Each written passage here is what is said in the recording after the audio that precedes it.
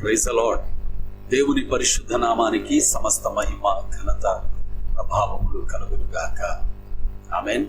ప్రియా దేవుని సంగమా, ఈ సాయంకాల సమయంలో దేవుని వాక్యాన్ని మనం ధ్యానం చేసుకోవడానికి ఈ విధంగా ఈ మాధ్యమము ద్వారా ప్రభు మనకు అనుగ్రహిస్తున్న ఈ చక్కటి కృపకై, సమయము కొరకై సమస్త మహిమ యుగ యుగములకు దేవునికే నేను చెల్లిస్తూ ఉన్నాను. ప్రేమతో మీ అందరినీ దేవుని వాక్య ధ్యానంలోనికి ఆహ్వానిస్తూ ఉన్నాను. మొదటిగా ఒక చిన్న లేఖన భాగము ఈరోజు వాక్య ధ్యానము కొరకు మనం చదువుకొని దేవుని వాక్యములోనికి పరిశుద్ధాత్మ దేవుని సహాయం ద్వారా మనము వెళ్ళిపోదాము. ఎఫెసీయులకు రాసిన పత్రిక 2వ అధ్యాయము 8వ వచనములోని లేఖన భాగాన్ని నేను చదువుతూ ఉన్నాను. మీ చేతుల్లో పరిశుద్ధ బైబిల్ గ్రంథాలుంటే తప్పకుండా తెరిచి చూడాలి అని మనవి చేస్తూ ఉన్నాను. ఎఫెసీయులకు రాసిన పత్రిక 2వ అధ్యాయము 8వ వచనము. మీరు విశ్వాసము ద్వారా కృపచేతనే రక్షింపబడి ఉన్నారు. ఇది మీ వలన కలిగినది కాదు, దేవుని వరమే. అది క్రియల వలన కలిగినది కాదు గనక ఎవడును అతిశయపడ వీలు లేదు.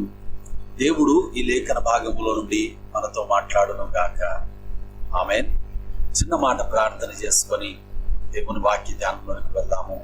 కృపా కనికరములు కలిగిన మా యేసు క్రీస్తు ప్రభువా, పరలోకమందున్న తండ్రి అయిన దేవ, ఆత్మస్వరూపుడైన దేవ, ఈ సాయంకాల సమయంలో మరి ఒకసారి మేము నీ వాక్యమును ధ్యానము చేసుకోవడానికి ఈ సమయాన్ని, ఈ మాధ్యమమును మాకు మీరు అనుగ్రహించారు. మీకు కృతజ్ఞతలు తండ్రి. మరి ఇప్పుడు ప్రభువా, నీ మాటలు మేము ధ్యానము చేసుకోబోతూ ఉండగా మా అందరితో మీరు మాట్లాడండి. మీరు మాట్లాడుతున్న మాటలు వినగల చెవిగా, గ్రహించగల హృదయముగా మా హృదయాలను నూతన పరచండి, మా చెవులకు సున్నతి చేయండి. అయ్యా, నీ వాక్యమును ప్రభువా ఉపదేశించనై ఉన్న నేను వట్టి వాడను ప్రభువా, అల్పుడనయ్యా. నీ రక్తముతో నన్ను కడగండి, పరిశుద్ధపరచండి. మీ పాత్రగా ప్రభువా, నీ బిడలకు ఒక ఆశీర్వాదకరమైన ఉపదేశముతో ప్రభువా అయ్యా నన్ను వాడుకోండి. మీరే మహిమ పొందుకోగలరని ముందున్న సమయమంతా తండ్రి మీ అధికారానికే ఒప్పుకుంటూ యేసు నామం ద్వారా ప్రార్థిస్తూ ఈ మనవులని వేడుతూ వాక్య ధ్యానములోనికి వస్తున్నాము తండ్రి. ఆమేన్, ఆమేన్, ఆమేన్. ప్రభునందు ప్రియమైన దేవుని పిల్లలారా, ప్రియ దేవుని కుటుంబమా, మనము ఎక్కువగా కృపను గురించి ఆలోచన చేస్తూ ఉంటాం. ప్రార్థన చేసేటప్పుడైనా లేక మనం దేవుని గురించి ఆలోచించేటప్పుడైనా, మన జీవితాలలో దేవుడు ఎన్ని గొప్ప కార్యాలు చేశాడు అని మనము తలపోసుకుంటున్నప్పుడైనా మనము ఎక్కువగా గుర్తు చేసుకునే పదము, విషయము కృప. అవునా కాదా? ఆ కృప ఎంత విలువైనదో ఈరోజు మనము యేసుక్రీస్తు నామము ద్వారా రక్షణ పొందడములోనే మనకు అర్థమైపోతుంది. ప్రభు అయిన యేసుక్రీస్తు కలువరి శిలువలో బలియాగమైపోయాడు. ఆయన తన ఆఖరి రక్తపు బొట్టు వరకు కలువరి శిలువలో బలియాగముగా సమర్పించాడు. దేని కొరకు అంటే ప్రతి క్రైస్తవుడు చెప్పగలడు, కేవలము మానవాళి యొక్క పాపముల నుండి పరిహారము కొరకు. మరి పరిహారము చెల్లించడానికి యేసయ్య అర్పించినటువంటి తన శరీరమైన, కార్చినటువంటి తన రక్తమైన, తన ప్రాణమైన దేని కొరకు చెప్పనా? కేవలము మనము ఈరోజు అనుభవిస్తున్న ఈ కృప కొరకే. కనుక కృప నిజముగానే మనకు ఉచితముగా అనుగ్రహింపబడింది, కానీ ఆ కృపను మనకు అనుగ్రహించడానికి వెల చెల్లించబడింది. ఆ వెల ప్రభు అయిన యేసు క్రీస్తు యొక్క ప్రాణమే ప్రియులారా. కనుక కృప ఉచితమైనప్పటికీ అది ఎంత విలువైనదో, అది ఎంత వెల చెల్లించడం వలన మనకు ఉచితముగా అనుగ్రహింపబడిందో ఈ వాక్య సందేశ ప్రారంభంలోనే ప్రతి ఒక్కరూ గ్రహించాలి అని పరిశుద్ధాత్మ దేవుడు మనకు తెలియజేస్తూ ఉన్నాడు. కనుక ఈరోజు నా వాక్యాంశము కృప ఉచితమే, కానీ దానికి వెల చెల్లించబడింది. కృప ఉచితమే, దానికి వెల చెల్లించబడింది. ఈరోజు ఉచితము అనగానే జాగ్రత్త కంటే చాలాసార్లు నిర్లక్ష్యమే ఎక్కువ పనిచేస్తూ ఉంటుంది. అవునా కాదా? కృప అంటే నేను ఎలాగ పడితే అలాగా జీవించినా పర్వాలేదు అని అపార్థం చేసుకుంటున్నారు. కృప అంటే ఏదో మంచి కార్యాలు చేయడం వలననో, పుణ్యకార్యాలు చేయడం వలననో, దాన ధర్మాలు చేయడం వలననో, లేక మరి ఇంకా ఏదైనా పని చేయడం వలన నేను పొందుకుంటాను అని అపార్థం చేసుకుంటూ ఉన్నారు. ఈ విధంగానే కాదు, ఇంకా అనేక రకాలుగా కూడా ఈరోజు క్రైస్తవ సంఘములో కృప అపార్థానికి గురవుతూ ఉంది ప్రియులారా. అందుకే ఈరోజు ఈ వాక్య సందేశము ద్వారా పరిశుద్ధాత్మ దేవుడు కృపను గూర్చి కొన్ని ప్రాముఖ్యమైన సంగతులు మనతో మాట్లాడడానికి ఇష్టపడుతూ ఉన్నారు. మీరందరూ జాగ్రత్తగా వింటూ రావాలి అని దైవజనుడిగా మీకు తెలియజేస్తూ ఉన్నాను. మొట్టమొదటి సంగతి ప్రియులారా, కృప ఉచితమే, కానీ మనమేదో పనులు చేయడం ద్వారా దానిని సంపాదించుకోవడం అనేది జరగని పని. అందుకే రోమీయులకు రాసిన పత్రిక 3వ అధ్యాయము 22వ వచనము 23వ వచనంలో దేవుని వాక్యం మాట్లాడుతుంది, ఏ భేదము లేదు, అందరము పాపము చేశాము, కానీ ప్రభువైన యేసుక్రీస్తు మనలను రక్షించడానికి, మనకు నిత్య జీవం అనుగ్రహించడానికి, మనలను తన బిడలుగా, తన వారసులుగా స్వీకరించడానికి తన కృపను వాడుతూ ఉన్నాడు ప్రియులారా. తన కృపను బట్టి ప్రభువైన యేసుక్రీస్తు మనలను రక్షిస్తూ ఉన్నాడు. కనుక మనకు అనుగ్రహింపబడినటువంటి ఈ కృప ఉచితము అని దేవుని ఆత్మ స్పష్టంగా మాట్లాడుతూనే, మనము పొందుకున్నటువంటి ఈ రక్షణకు కృప ఆధారము గనక ఈ రక్షణ అనేది మంచి పనులు చేయడం వలననో, పుణ్యకార్యాలు చేయడం వలననో మనము సంపాదించుకోలేము. అందుకే మనం చదువుకున్నటువంటి మూలవచనం ఎఫెసీయులకు రాసినటువంటి పత్రిక 2వ అధ్యాయం 8వ వచనంలో దేవుని వాక్యం అంటుంది, మనము ఉచితముగా కృప ద్వారా రక్షింపబడ్డామే గాని మనము ఏదో పనులు చేయడం వలన రక్షణ పొందలేదు. మనమేదో కష్టపడడం వలన ఈరోజు రక్షణ పొందలేదు ప్రియులారా. కేవలము ప్రభు అయిన యేసుక్రీస్తు కృపయే మనల్ని రక్షణలోని నడిపించింది. ఈరోజు కోళ్ల యొక్కయు, ఎడ్ల యొక్కయు, గొర్రెల యొక్కయు, లేక ఇతరత్ర ఏ పశువుల యొక్కయు అయిన రక్తం వలన మనుషులు రక్షించబడడం కాదు, గాని ప్రభు అయిన యేసుక్రీస్తు యొక్క అమూల్యమైన ప్రశస్తమైన రక్తము ద్వారానే ప్రతి మనిషి రక్షించబడడానికి మార్గములు తెరవబడ్డాయి. కాబట్టి రక్షింపబడుతున్నటువంటి ప్రతి మనిషి ప్రభు అయిన యేసుక్రీస్తు వలనైనటువంటి కృప ద్వారా ఉచితముగా రక్షణ పొందుతూ ఉన్నాడు. ఈరోజు నేను రక్షణ పొందానా అని ఎవరైనా నన్ను అడిగితే నేను సంతోషంగా ధైర్యంగా చెబుతాను, ఏమని? అవును, నేను రక్షణ పొందాను. మరి రక్షణ పొందడానికి నువ్వెంత ఖర్చు పెట్టావు? రక్షణ పొందడానికి నువ్వేం పనులు చేశావు? రక్షణ పొందడానికి నీవెక్కడెక్కడికి తిరిగావు? రక్షణ పొందడానికి నువ్వే నదుల్లో మునిగావు అని అడిగితే నేను ఒక చిన్న నవ్వు నవ్వి చెబుతాను, రక్షణ పొందడానికి నేను ఇవేమీ చేయలేదు, కానీ నేను నా యేసయ్యకు లోబడడం వలన, నా యేసయ్యను నమ్మడం వలన, యేసయ్య నామములోనే రక్షణ ఉంది అని నేను నా హృదయపూర్వకంగా విశ్వసించి అది నా యేసయ్యతో ఒక్క మాటగా విధేయతతో చెప్పడం వలన యేసయ్య నాకు ఆ రక్షణను అనుగ్రహించాడు అని చెప్పగలుగుతాను.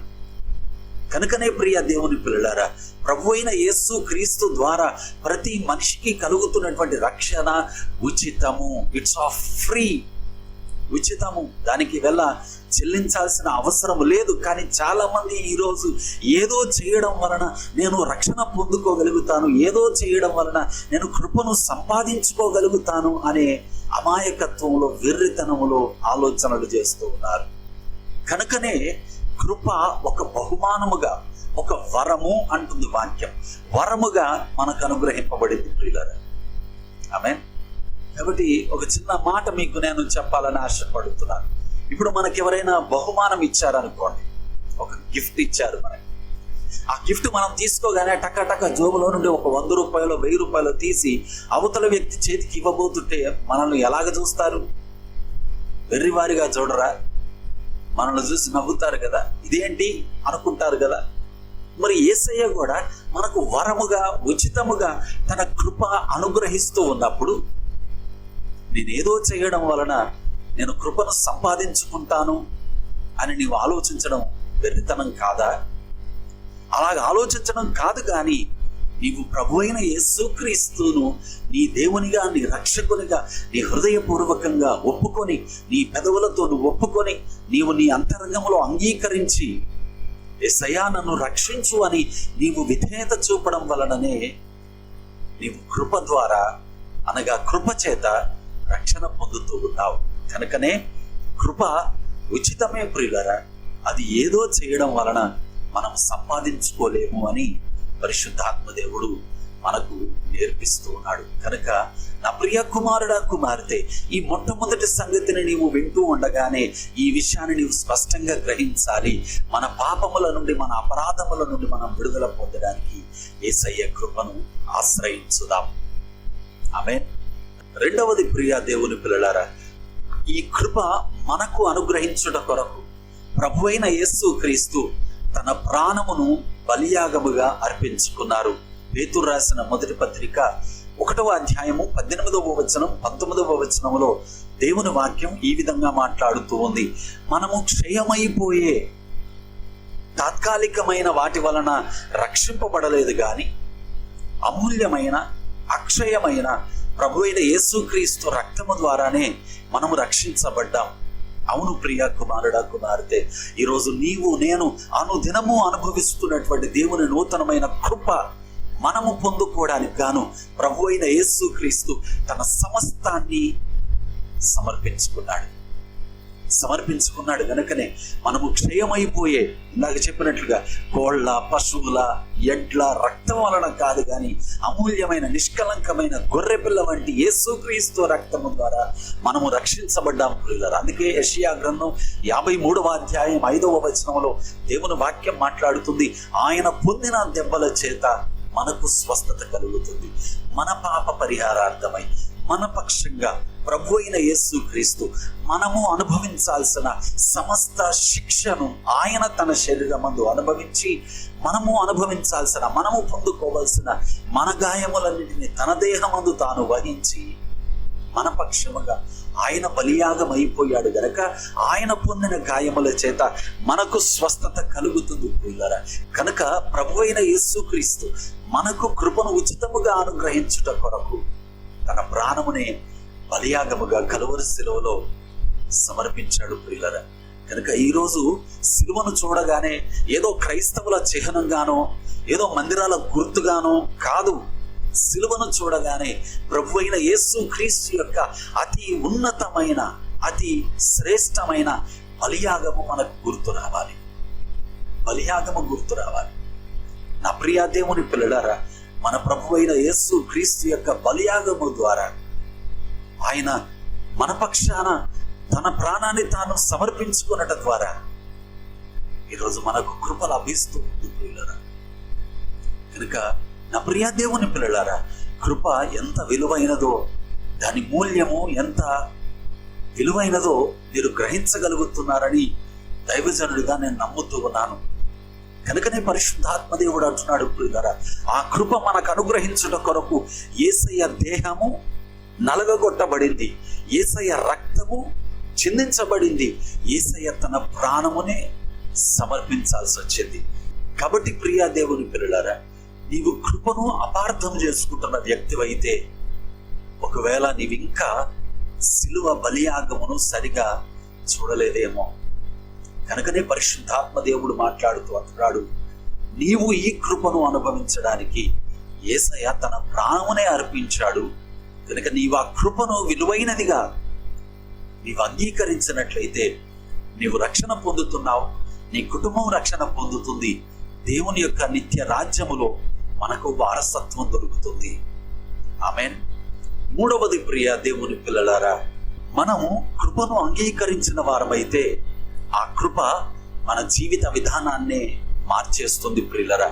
అందుకే తీతుకు రాసిన పత్రిక 2వ అధ్యాయము 11వ వచనం 12వ వచనములో దేవుని వాక్యం అంటుంది, ప్రభు అయిన యేసుక్రీస్తు కృప కేవలం మనల్ని రక్షించడమే కాదు గాని అది మనము మన పాపాన్ని విడిచిపెట్టి ఒక మంచి పరిశుద్ధమైన జీవితాన్ని ఎలాగ జీవించాలో కూడా మనకు నేర్పిస్తుంది. కనుక కృప అనేది ఏదో పాపము చేయడానికి లైసెన్స్ లాగా కాదు. కృప అనేది మనము పాపమును జయించడానికి ఒక బలము, ఒక శక్తి. కనుక నా ప్రియ దేవుని పిల్లలారా, ఎలాగ జీవించినా పర్వాలేదు, కృప ఉంది కదా అనే అపోహను అర్జెంటుగా మీ మనస్సులో నుండి దూరం చేసేయండి. ఎందుకంటే కృప అనేది నువ్వు పాపము చేయడానికి లైసెన్స్ కాదు. కృప అనేది నువ్వు పాపమును జయించడానికి ఒక బలము లాంటిది. యేసుక్రీస్తు లాగా జీవించడానికి ఒక ఊతము లాంటిది. కృప నీ జీవితంలో కుమ్మరించబడితే మిగిలినవన్నీ కూడా, అనగా నీవు జీవించాల్సినటువంటి మార్పు చెంది నూతన పరచబడినటువంటి జీవిత విధానము దానంతటదే ఆ కృప నీకు నేర్పిస్తూ ఉంటుంది. ఆ కృప వలనైన దేవుని ఆత్మ నిన్ను పరిశుద్ధమైన జీవితం జీవించడానికి ప్రోత్సహిస్తూ ఉంటాడు ప్రియులరా. కాబట్టి కృప అనేది పాపములో సౌకర్యవంతంగా మనం జీవించడానికి అవకాశము కాదు, కానీ అది మన పాపము నుండి మనం విడుదల పొందడానికి ఒక గొప్ప ఆధారము వంటిది. ఆమేన్. కనుకనే ఆ కృప మనను రక్షించడమే కాదు, అది ఒక మంచి శ్రేష్టమైన జీవితాన్ని జీవించడానికి మన కొరకు ఒక దిక్సూచి వంటిది. ఆమేన్. 4వది, ప్రియ దేవుని పిల్లలారా, కృప ద్వారా మనం రక్షించబడ్డాం. ఆ కృప మన జీవితాన్ని ప్రభావితం చేసింది. ఆ కృప కొరకు ప్రభువైన యేసుక్రీస్తు తన ప్రాణమునే బలియాగముగా సమర్పించాడు. కనుక ఇప్పుడు ఆ కృపను మనకు అనుగ్రహించినటువంటి యేసయ్యను, ఈ కృపను పొందుకున్నటువంటి మనము వెంబడించే వారమై ఉండాలి. We need to follow Jesus through the grace which we received from the cross. యేసుక్రీస్తు యొక్క శిలువ బలియాగము నుండి మనము పొందుకున్న ఈ కృప ద్వారా యేసయ్యను మనము వెంబడించే వారమై ఉండాలి. అందుకే లూకా రాసిన సువార్త 9వ అధ్యాయం 23వ వచనములో లేఖనం మాట్లాడుతూ యేసయ్యే తెలియజేస్తున్నాడు, ఒకవేళ మీరు నన్ను వెంబడించాలి అనుకుంటే మిమ్మును మీరు ఉపేక్షించుకున్న వారై మీ సిలువనెత్తుకొని అనుదినము మీరు నన్ను వెంబడించు వారై ఉండాలి. దేవునికి మహిమ కలుగును గాక. హల్లెలూయా. కృపను పొందుకున్నాం కదా, మనం స్వతంత్రం అయిపోయాం. మీరు ఎలాగైనా జీవించండి. ఒక్కసారి రక్షించబడితే ఇక ఎప్పటికీ రక్షించబడినట్లే. ఒక్కసారి కృప పొందుకుంటే ఇక ఎప్పటికీ కృప పొందుకున్నట్లే. ఒక్కసారి రక్షించబడ్డాం, కృప పొందుకున్నాం కాబట్టి ఇక మనం తీర్పులోనికి రాము అని బోధించే ఆ సాతాను యొక్క వెర్రి బోధలను విడిచిపెట్టి ప్రభువైన యేసుక్రీస్తు కృప పొందుకున్న ప్రతి వ్యక్తి తన సిలువను తాను ఎత్తుకొని అనుదినము యేసయ్యను వెంబడించాలి అనే ఆత్మ సందేశములోనికి, ఆత్మ ఉపదేశములోనికి రావాలి అని ప్రేమతో ఆత్మ ద్వారా దైవజనునిగా నేను ఆహ్వానిస్తూ ఉన్నాను. ఈరోజు సౌకర్యవంతంగా జీవించడానికి క్రైస్తవులు అలవాటు పడిపోతున్నారు. అది చాలా ప్రమాదకరమైనటువంటి పరిస్థితి ప్రియులారా. యేసుక్రీస్తులో ఉంటే స్వాతంత్రమే, నిజమే. కానీ ఆ స్వాతంత్రము వలన మనము అన్నీ చేయడానికి తగదు.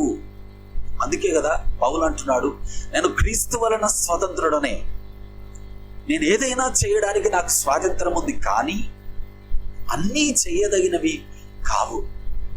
ఎవరైతే తమ ఆత్మీయ జీవితంలో సరిహద్దులు నియమించుకుంటారో, లిమిటేషన్స్ ఏర్పాటు చేసుకుంటారో, వారు నిజముగా కృపకు విలువనిస్తున్న వారిగా ఉంటున్నారు.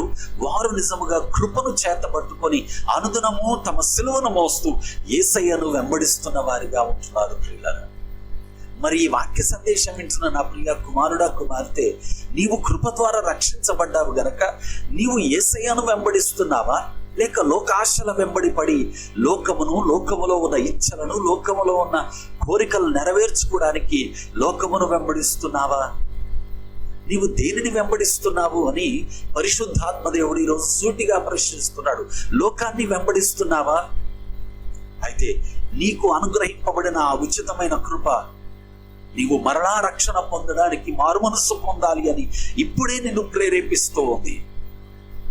ఇప్పుడే నీకు ఒక అవకాశం ఇస్తూ ఉంది. నువ్వు మారుమనస్సు పొందడానికి కృప ఒక అవకాశం. మారుమనస్సు పొంది మరలా యేసయ్యను వెంబడించడం మొదలు పెట్టడానికి కృప ఒక దిక్సూచి, ఒక మార్గము అని నీవు గ్రహించాలి ప్రియ దేవుని కుమారుడ, కుమార్తె.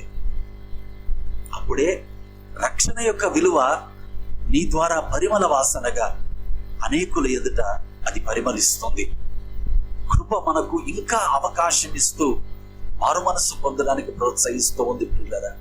కనుక మారు మనస్సు పొందుదాం. యేసయ్య ద్వారా ఉచితంగా అనుగ్రహింపబడుతున్న రక్షణను అనుభవించుదాం. అనుభవించి కృప ద్వారా సంపూర్ణముగా నింపబడిన వారమై యేసయ్యను వెంబడించడం మొదలు పెడదాం. అదే నిజమైన క్రైస్తవ్యం ప్రియులరా. అదే నిజమైన క్రైస్తవుల లక్షణం. కాబట్టి మనము యేసుక్రీస్తును వెంబడించాలి అంటే విధేయత, తగ్గింపు స్వభావం చాలా అవసరం ప్రియులరా. మనల్ని మనం ఉపేక్షించుకోవడం చాలా అవసరం ప్రియులరా. కనుక చివరిగా దేవుని ఆత్మ మనతో మాట్లాడుతున్నాడు. కృపను మనం పొందుకోవాలి అంటే మనం వెల చెల్లించాల్సిన అవసరం లేదు. ఏలయనగా యేసయ్య ఆ వెలను చెల్లించాడు. కాబట్టి ఎవరైతే యేసయ్యకు లోబడతారో వారు కృప ద్వారా నింపబడుతూ కృప వలనైనటువంటి రక్షణను ఉచితముగా అనుగ్రహిస్తూ ఉన్నారు. కనుక చివరిగా ప్రియ దేవుని పిల్లలారా, మనం నేర్చుకుంటున్నాం కృప ఉచితమే, దానిని నువ్వు దేని వలన కూడా సంపాదించలేవు. కృప కొరకు వెల చెల్లించబడింది. ఆ వెల ప్రభు అయిన యేసుక్రీస్తు యొక్క ప్రాణ బలియాగమే. ఆ కృప నిన్ను టోటల్గా మార్చేస్తూ ఉంది. అది పరిశుద్ధంగా జీవించడానికి, నీతిగా జీవించడానికి, యథార్థంగా జీవించడానికి నీ జీవితాన్నే అది మార్చేస్తూ ఉంది. అలాగే చివరిగా కృప నిన్ను పిలుస్తూ ఉంది. దేని కొరకు? యేసయ్యను నువ్వు వెంబడించడం కొరకు కృప నిన్ను పిలుస్తూ ఉంది. మరి ఈ వాక్య సందేశం ఇచ్చిన ప్రియ కుమారుడా, కుమార్తె, కృప ద్వారా రక్షించబడ్డావా? కృప యొక్క విలువ ఎంత ఉన్నతమైనదో గ్రహించగలుగుతున్నావా? మరి కృప ద్వారా రక్షించబడినటువంటి నీవు నీ జీవితాన్నే లోకానికి వెలుగుగా, ఒక మాదిరిగా, ఒక పరిమళముగా నీవు వెదజల్లి చూపించాల్సినటువంటి వ్యక్తిగా దేవుడు నిన్ను నియమించాడు, నాటాడు అని నీవు గ్రహించగలుగుతున్నావా? మరి కృప ద్వారా రక్షించబడినటువంటి నీవు అనుదినము నీ సిలువను నీవెత్తుకొని నిన్ను రక్షించిన నీ యేసయ్యను నీవు వెంబడించగలుగుతున్నావా? ఒక్కసారి నిన్ను పరీక్షించుకోవాలని ప్రభు పేరిట మనవి చేస్తూ ఉన్నాను. ప్రభు అయిన యేసుక్రీస్తు ద్వారా అనుగ్రహింపబడుతున్న ఈ గొప్ప రక్షణ కృప అనే ఒక అద్భుతమైన మార్గము ద్వారా ఉచితముగా మనందరికి అనుగ్రహింపబడుతుంది. ఉచితంగా మనకు అనుగ్రహింపబడింది కదా అని అది చులకనైనది కాదు, కానీ అది ప్రభు అయిన యేసుక్రీస్తు యొక్క ప్రాణమంత విలువైనది. కనుకనే యేసయ్య యొక్క బలియాగము నీ కొరకు, నా కొరకు, సర్వ మానవానికి ప్రతిగా ఆ కలువరి సిలువలో జరగవలసి వచ్చింది. కనుక నా ప్రియ దేవుని పిల్లలారా, కృపలో ఐశ్వర్యవంతులవ్వండి, కృపలో సంతోషించండి, కృప ద్వారా సమాధానముతో జీవించండి, కృప ద్వారా నిన్ను రక్షించిన యేసయ్యకు సాక్షులుగా జీవించండి. తద్వారా యేసయ్య రాజ్యము మీ ద్వారా కట్టబడనివ్వండి. మన ప్రభువైన యేసుక్రీస్తు తండ్రి అనే దేవుడు ఇట్టి కృప ద్వారా నిన్ను, నీ కుటుంబాన్ని నింపి నిన్ను తన పాత్రగా, తన సాక్షి కుమారుడిగా, కుమార్తెగా ఈ లోకంలో వాడుకొనుడుగాక. ఆమేన్. ప్రార్థన చేస్తున్నాం. ప్రేమగల మా మహాపరిశుద్ధ తండ్రి, అద్భుతకరుడు అయిన మా దేవ, ఈ సాయంకాల సమయంలో ప్రభువా, ఈ చిన్న సందేశము నీ కృపను గూర్చి మేము ధ్యానము చేయడానికి మీరు ఇచ్చిన ఈ గొప్ప అవకాశముకై మీకు వందనాలు దేవా. విన్నటువంటి నీ పిల్లలు ఈ కృప యొక్క ప్రభువ ఆధిక్యత, ఈ కృప యొక్క విలువ ఈరోజు నేర్చుకున్నారు గనక ఇది మొదలుకొని నీవు అనుగ్రహించిన ఈ కృపను జాగ్రత్తగా కాపాడుకుంటూ ఈ కృపలో ఐశ్వర్యవంతులు అవుతూ నిన్ను వెంబడించేటటువంటి బిడలుగా మీరు సహాయము చేయమని ఈ వాక్య సందేశమును బట్టి కృతజ్ఞతలు చెల్లిస్తూ యేసయ్య పరిశుద్ధ నామం ద్వారా ప్రార్థిస్తూ ఈ మనవులని వేడుతూ కృతజ్ఞతలు సమర్పిస్తున్నాను తండ్రి. ఆమేన్, ఆమేన్. తండ్రి, కుమార, పరిశుద్ధాత్మ త్రియేక దేవుని కృప మనకు, మన కుటుంబాలకు, మన పరిచర్యలకు సదాకాలము తోడయుండును గాక. ఆమేన్, ఆమేన్. అందరికీ వందనాలు. దేవుడు మనందరిని దీవించును గాక. తప్పకుండా ఈ వాక్య సందేశాన్ని ఈ ప్రియులైన వారికి షేర్ చేయండి. ఇంకా మన ఈ ఆల్ నేషన్స్ చర్చ్ యూట్యూబ్ ఛానల్ని సబ్స్క్రైబ్ చేసుకోకుండా ఉంటే తప్పకుండా సబ్స్క్రైబ్ చేసుకోండి. బెల్ నోటిఫికేషన్ని యాక్టివ్ ఉంచుకోండి. దేవుని వాక్యాల ద్వారా అనుదినము బలపడండి. God bless you all. Good night. Thank you very much.